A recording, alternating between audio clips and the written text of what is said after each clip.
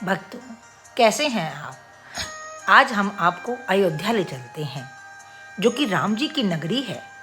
उत्तर प्रदेश का एक प्रमुख पर्यटक केंद्र होने के साथ साथ राम जी की नगरी होने के कारण यह एक धार्मिक स्थल है।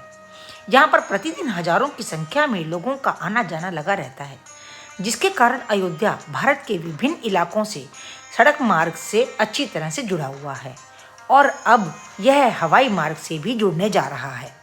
आप जानते हैं दोस्तों कि लला का मंदिर, जो कि बनकर अब तैयार ही है, यह विश्व का चौथा सबसे बड़ा मंदिर बनने जा रहा है। 22 जनवरी 2024 को माननीय प्रधानमंत्री मोदी जी के द्वारा इस मंदिर का उद्घाटन होगा और 25 जनवरी से आम लोगों के लिए इस मंदिर के दर्शन के लिए द्वार खोल दिए जाएंगे।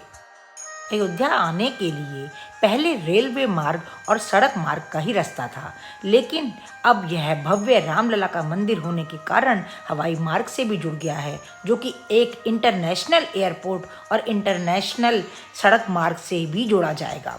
अयोध्या के लिए रेलवे मार्ग काफ़ी आसान जरिया है। यह हब काफ़ी हाईटेक बन गया है। अयोध्या का रेलवे स्टेशन भारत के विभिन्न राज्यों से अच्छी तरह से जोड़ा जा चुका है। आपके अपने शहर के अयोध्या के लिए काफ़ी आसानी से ट्रेन मिल जाएंगी।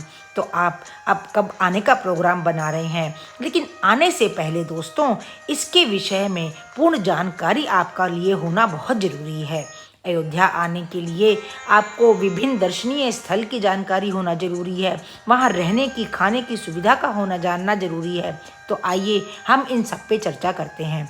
लेकिन पहले दोस्तों, यदि आपने अभी तक हमारा चैनल सब्सक्राइब नहीं किया है तो आप अभी इसको बटन दबाकर सब्सक्राइब कर दें। तो चलते हैं अब आगे की ओर। भक्तों, यूं तो अयोध्या के कण कण में राम बसे हुए हैं। स्थान स्थान पर विभिन्न मंदिर हैं और दर्शनीय हैं, लेकिन फिर भी कुछ ऐसे मंदिर हैं जिनके दर्शन करना तो अयोध्या आने का एक मूल कारण बन जाता है, जिनमें सबसे पहला नाम आता है हनुमान जी का हनुमानगढ़ी के विषय में। भक्तों, हनुमानगढ़ी वास्तव में एक गुफा मंदिर है। जब श्री राम अपना वनवास पूरा करके वापस अयोध्या आ गए थे, तब हनुमान जी इसी गुफा में रहते थे और यहीं रह करके राम जी की पूरी गढ़ की सुरक्षा करते थे। यहाँ तक पहुँचने के लिए लगभग 76 सीढ़ियाँ चढ़नी होती हैं। यहाँ पर स्थापित हनुमान जी की प्रतिमा केवल 6 इंच की ही लंबी है, जो हमेशा फूल मालाओं से सुशोभित रहती है। इस मंदिर परिसर के चारों कोनों में पवित्र गढ़ हैं।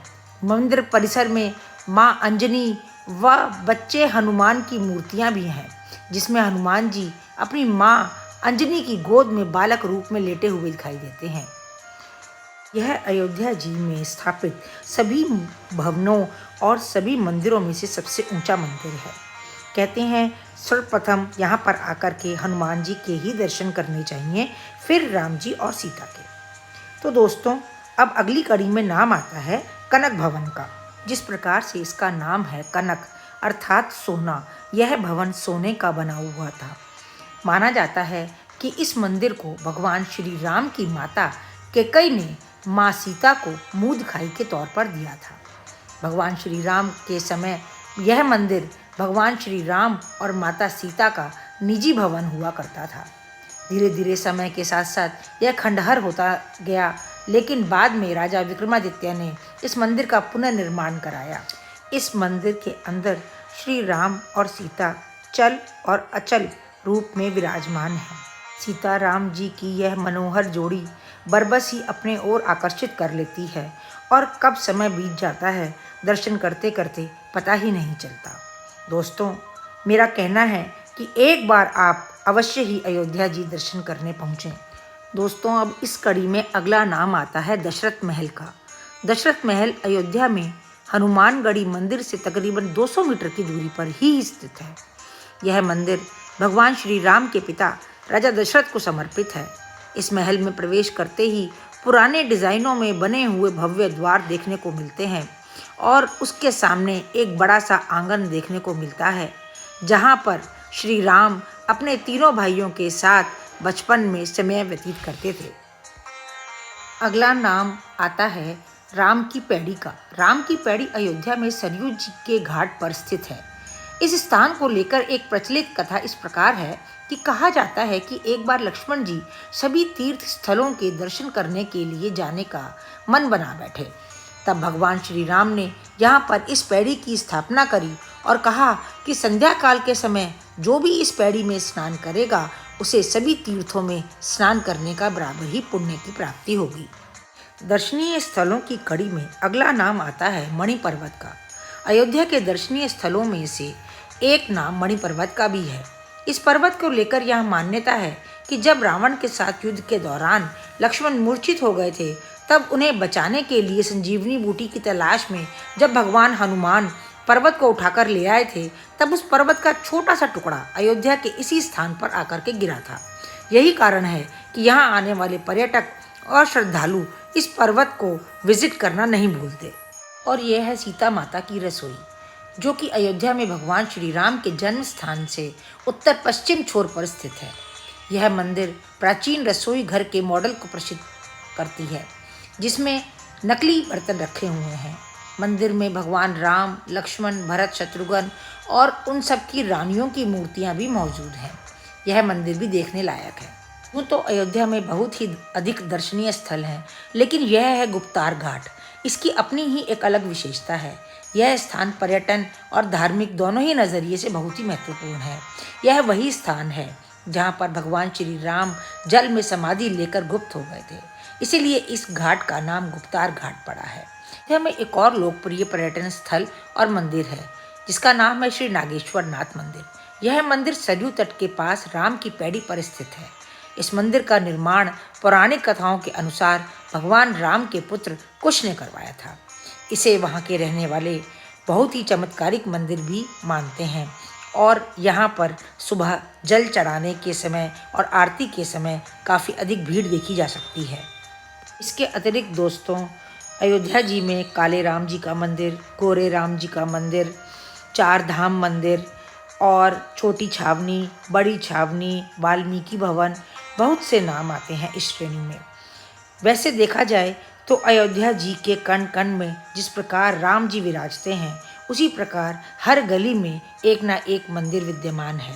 प्राचीन नगरी अयोध्या को लेकर ऐसा भी कहा जाता है कि इसे स्वयं भगवान विष्णु के निर्देशन में बसाया गया था।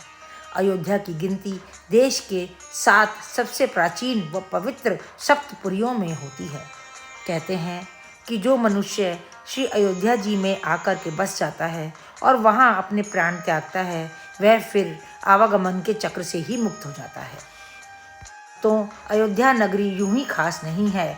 इसके धार्मिक महत्व के कारण ही ब्रह्मा, विष्णु और महेश त्रिदेवों की पवित्र स्थली कहा गया है। स्कंद पुराण के अनुसार इसकी तुलना स्वर्ग से की गई है। और अब तो श्री राम की जन्मभूमि अयोध्या नगरी में बना हुआ भव्य राम मंदिर दुनिया भर की चर्चा में है। मंदिर में रामलला की प्राण प्रतिष्ठा 22 जनवरी 2024 को होने वाली है। अयोध्या में आने वाले पर्यटकों को हर बजट में अच्छी सुविधा मिल जाती है। यदि आपका बजट कम है तो अच्छी सुविधा के साथ रहने चाहते हैं तो अयोध्या में कई सारी धर्मशालाएं भी हैं, जहां पर आपको एसी और नॉन एसी कमरे आराम से मिल जाएंगे। अयोध्या में बिरला धर्मशाला, श्री जानकी महल ट्रस्ट धर्मशाला बहुत अच्छी धर्मशालाओं में से आती हैं, जो कि कम बजट में अच्छा रहने की सुविधा तथा भोजन की सुविधा भी प्रदान करती है। अयोध्या एक धार्मिक स्थल होने के कारण यहाँ पर साल भर श्रद्धालुओं की भीड़ लगी रहती है। लेकिन जो पर्यटक अयोध्या को अच्छी तरीके से घूमने चाहते हैं, उनके लिए सबसे अच्छा समय अक्टूबर से दिसंबर के बीच का है, क्योंकि इस दौरान यहाँ पर मौसम ठंड वाला बना रहता है, जिससे पर्यटक स्थलों को घूमने में काफ़ी आनंद आता है। तो भक्तों, मैंने अपनी तरफ से पूरी जानकारी आपको दे दी है। आप जल्दी से जल्दी अधिक से अधिक व्यक्तियों के समूह के साथ अयोध्या आने का प्रोग्राम बनाइए और रामलला के दर्शन करके पुण्य के भागी बनिए। तो मिलते हैं अगले व्लॉग में, तब तक के लिए राम राम। और हाँ दोस्तों, एक शेयर, लाइक और सब्सक्राइब और अपने मित्रजनों के साथ इसको शेयर करना मत भूलिएगा।